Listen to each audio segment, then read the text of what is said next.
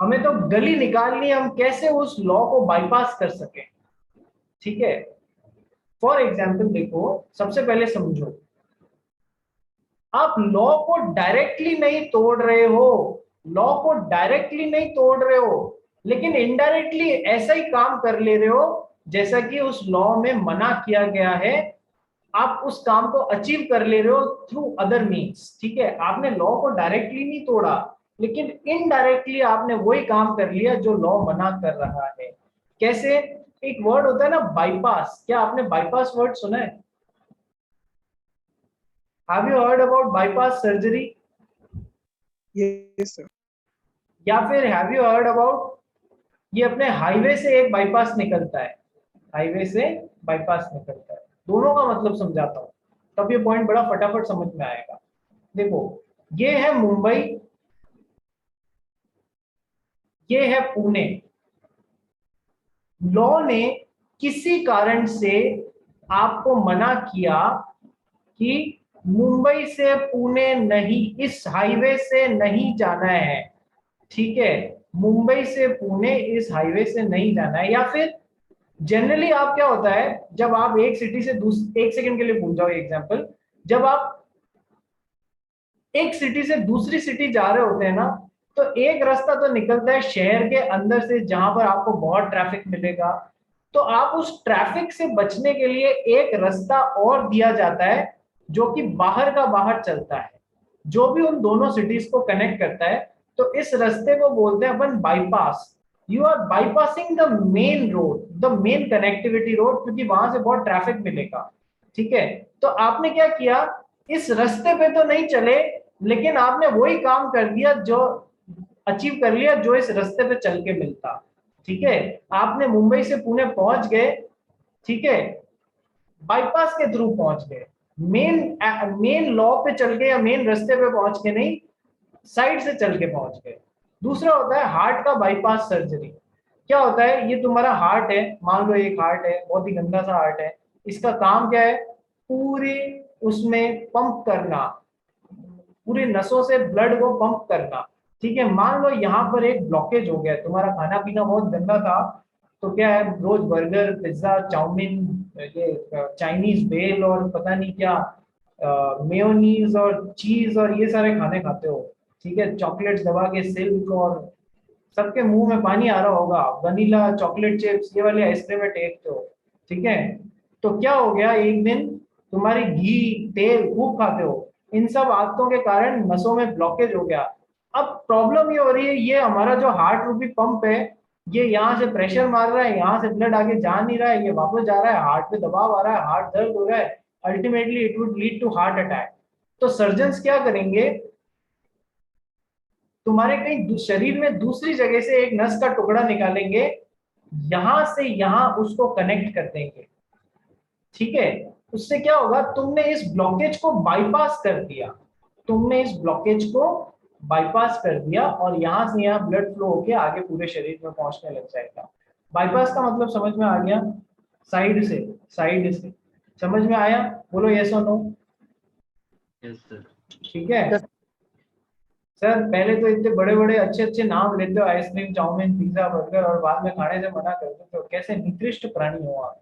ठीक है, अब बात समझो, लॉ में मना किया गया है पॉइंट नंबर ए से पॉइंट नंबर बी तक नहीं जाना है, डायरेक्टली नहीं जाना है, तुमने एक साइड का रास्ता निकाल लिया जिससे लॉ भी नहीं टूटा और तुमने ये चीज हासिल भी कर ली। कैसे?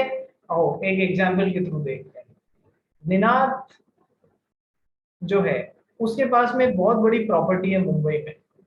ठीक है सर, इस पे प्रॉपर्टी टैक्स लगता है। ठीक है सर, जो प्रॉपर्टी टैक्स नहीं भरता है उसके लिए लॉ बनाया हुआ है, जिसने भी 5 साल तक कंटिन्यूस प्रॉपर्टी टैक्स नहीं भरा, उसकी प्रॉपर्टी कुर्क कर ली जाएगी।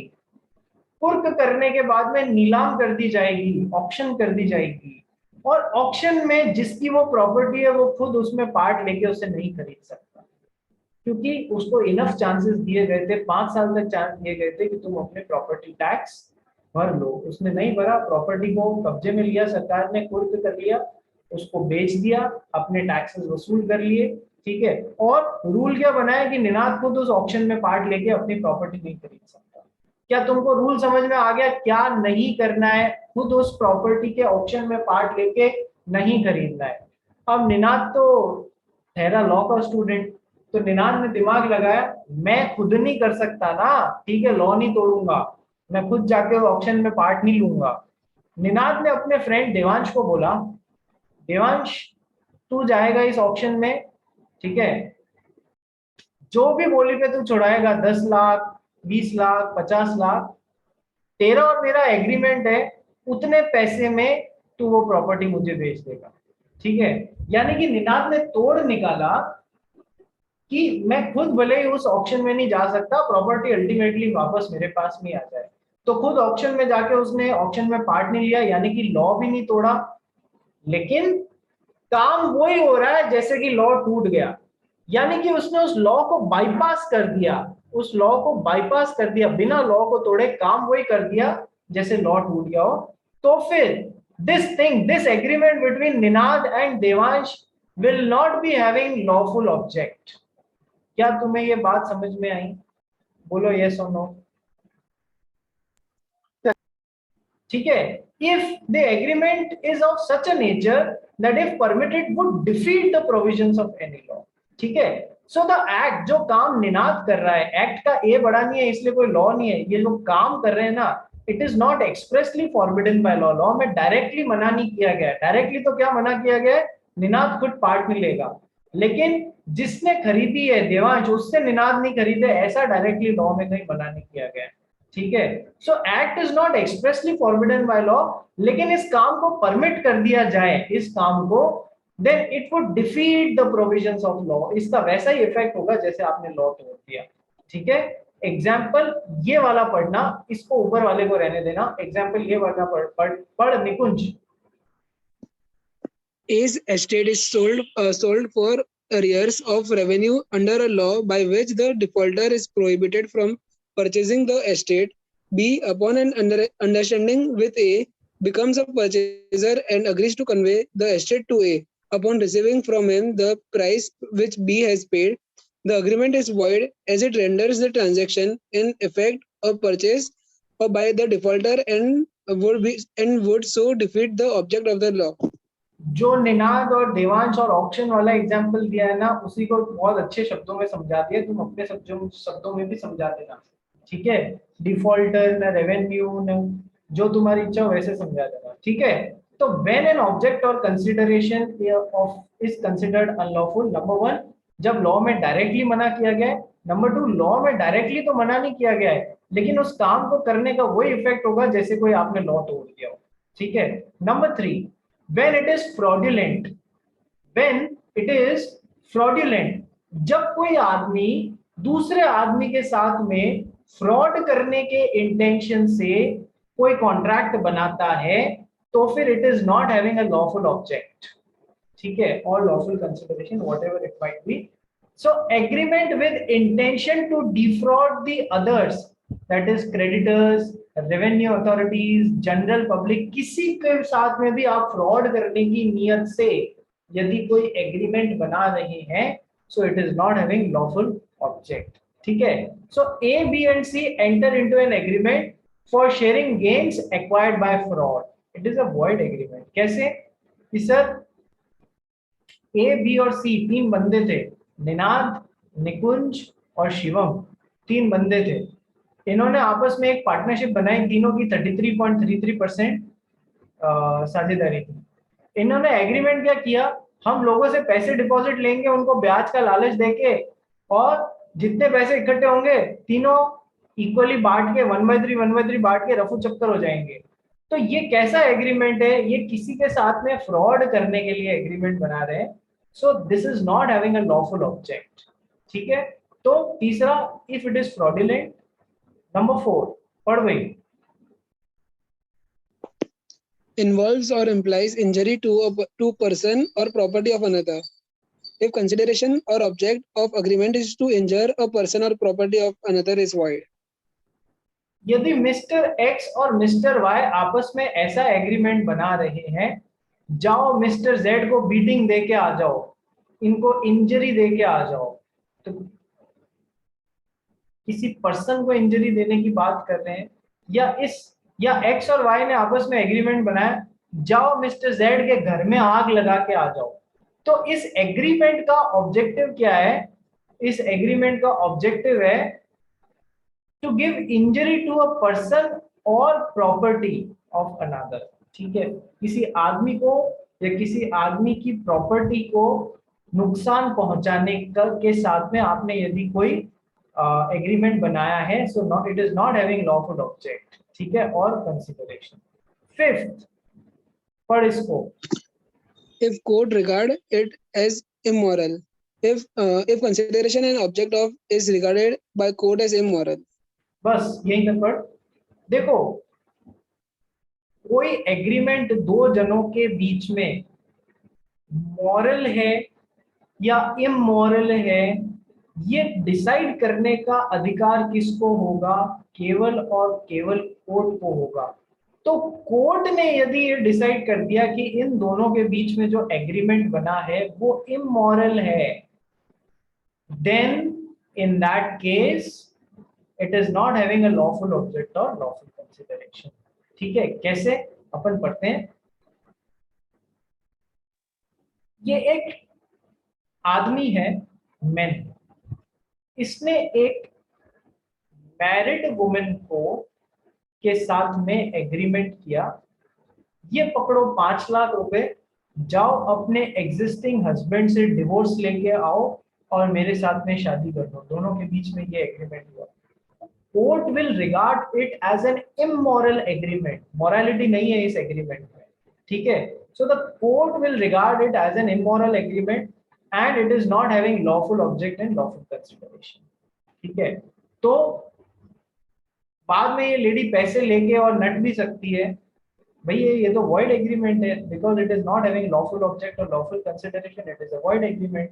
ही कैन नॉट फोर्स हर कि जाइए आपने पैसे ले लिए, अब अपना परफॉर्मेंस तो देना ही पड़ेगा आपको। ठीक है, पैसे वापस रिटर्न करने का बोला जा सकता है, नहीं बोला जा सकता है, that is a different aspect, but it is N immoral agreement and not having lawful object or lawful consideration, hence void agreement। ठीक है, और देखो इमोरल एग्रीमेंट का देखो, थोड़ा सा दिमाग खुला रख के ये एग्जांपल पढ़ना। तुम बड़े भी हो और बड़े नहीं भी हो, तुम्हारी एज ऐसी है। ठीक है, इसलिए दिमाग खुला रख के एग्जांपल पढ़ना। A man who knowingly lets out his house for prostitution cannot recover rent। ये मिस्टर एक्स थे, इन्होंने मिस्टर वाई को अपना घर किराए पे दिया जानबूझ के। कैसी एक्टिविटीज के लिए? कि सर प्रोस्टिट्यूशन की एक्टिविटीज के लिए अपना घर किराए पे दे दिया। ठीक है sir, this is an example of N agreement which is immoral. ठीक है, कोर्ट डिसाइड करेगा, लेकिन हम भी जानते हैं कि ये इमोरल एक्टिविटी के लिए ये एग्रीमेंट बना है। तो इमोरल एक्टिविटी के लिए एग्रीमेंट बना है, so it is not having lawful object or lawful consideration, hence it is a void agreement। ठीक है, तो अब इसमें बाद में ये भाई साहब ने रेंट देना बंद कर दिया, तो इन्होंने इस कॉन्ट्रैक्ट या एग्रीमेंट को एनफोर्स कराने की बात करी। कोर्ट ने बोला तुमने जानबूझ के इमोरल एक्टिविटी यानी कि लॉफुल अनलॉफुल ऑब्जेक्टिव के लिए तुमने अपना घर किराए पे दिया, ये वॉइड एग्रीमेंट है, इसे कोर्ट में आके एनफोर्स नहीं करा सकते, जाओ घर बैठो अपने आप निपटो। ठीक है, यही एग्जाम्पल में डिफरेंस आ जाता। ठीक है, यदि मिस्टर एक्स ने तो मिस्टर वाई को नॉर्मली अपना घर रेंट पे दिया था, या इनको किराए पे जगह की जरूरत है, मिस्टर वाई ने इसको प्रोस्टिट्यूशन एक्टिविटीज के लिए काम लेना चालू कर दिया, तो ये एक टोटली डिफरेंट बात हो गई। इधर ये एग्रीमेंट तो वैलिड है भाई, क्योंकि इसने कोई इमोरल काम के लिए नहीं दिया था, इसने तो नॉर्मल रहने के लिए दिया था। इन्होंने इमोरल एक्टिविटीज चालू कर दी, तो ये अलग बात है, उससे इस एग्रीमेंट में कोई फर्क नहीं पड़ेगा, उस केस में अपना रेंट वसूल पाएंगे। ठीक है, लेकिन यदि इसने जानबूझ के प्रोस्टिट्यूशनल एक्टिविटीज के लिए यहां पर इसको रेंट पे जगह दे दी है, सो इन दैट केस सर ये इमोरल एग्रीमेंट है, वॉइड एग्रीमेंट है, because it is not having lawful object और कंसिडरेशन। इसने यदि रेंट देना बंद कर दिया तो ये वसूलने के लिए कोर्ट में नहीं जा सकते हैं, जबकि सेकेंड सिचुएशन में जा सकते हैं। आई होप दोनों में फर्क समझ में आ गया होगा। So an object or consideration of an agreement is unlawful if it is forbidden by law, if it is of such a nature that directly तो लॉ को नहीं हरा रहा है लेकिन indirectly it is defeating the provisions of law, bypass कर रहा है उनको. Third, it is fraudulent. Fourth, if it involves or implies injury to any person or property of another. Fifth, if the courts regard it as immoral. And sixth, if an agreement is opposed to public policy. Public policy वाला point बहुत detail में है, पूरा 8-9 points आते हैं इसमें. Sir public policy का क्या मतलब होता है?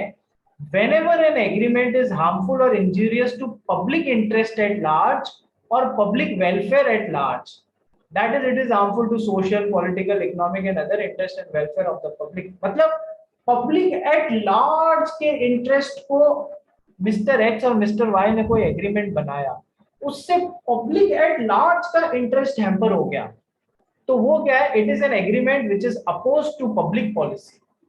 ठीक है, and thus it is unlawful object और अनलॉफुल कंसिडरेशन है उसमें. कैसे? एक छोटा सा एग्जांपल देता हूं आपको. देखो, जब भी सरकारी नौकरी आती है तो सरकारी नौकरी में सबको बरोबर कंपीट करने का अधिकार होता है. तो ये गवर्नमेंट डिपार्टमेंट में अथॉरिटी है मिस्टर एक्स, मिस्टर वाई इनके पास में गए, बोला आप मुझे जॉब दे देना, मैं आपको 10 लाख रुपए दे दूंगा. इस तरीके से एक सीट इन्होंने ले ली. तो वो एक सीट का नुकसान किसको हो रहा है? पब्लिक एट लार्ज में से किसी को हो रहा है. So this agreement is against the public policy because it is injurious to public interest at large, so it is against the public policy. ठीक है, इसलिए it is not having lawful object or lawful consideration, इसलिए it is void agreement. तो जो agreements public at large के interest के खिलाफ हैं, such agreements are known as opposed to public policy and hence they are not having lawful object or lawful consideration and hence they are void agreement. तो कल detail में public policy वाला point पढ़ेंगे, direct और indirect दोनों तरीके के questions आते हैं, और हमारा ये लॉफुल ऑब्जेक्ट और लॉफुल कंसिडरेशन वाला चैप्टर पूरा हो जाएगा. क्वेश्चंस जो हैं वो आप लोग पिछले वाले पार्ट के, दैट इज फ्री कंसेंट के क्वेश्चंस करके आएंगे. मैं फाइल अभी वापस भेज देता हूँ. I hope this chapter lawful object lawful consideration में जो अभी तक पढ़ा है वो क्लियर है सबको.